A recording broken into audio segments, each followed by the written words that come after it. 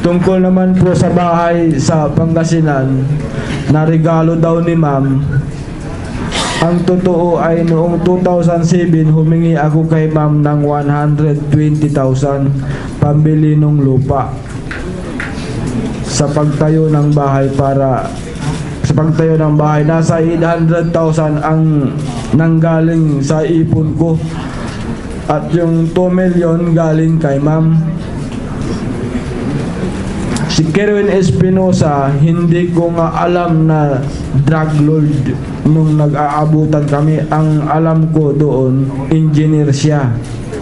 Kaya sabi ko, ito siguro yung engineer na sinasabi ni ma'am.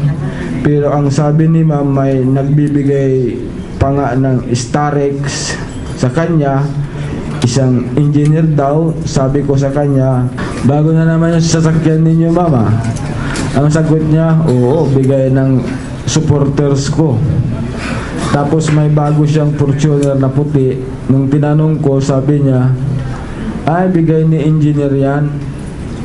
Kusa at malaya ko pong ginawa ang salaysay na ito. Wala pong pumilit sa akin o nanakot.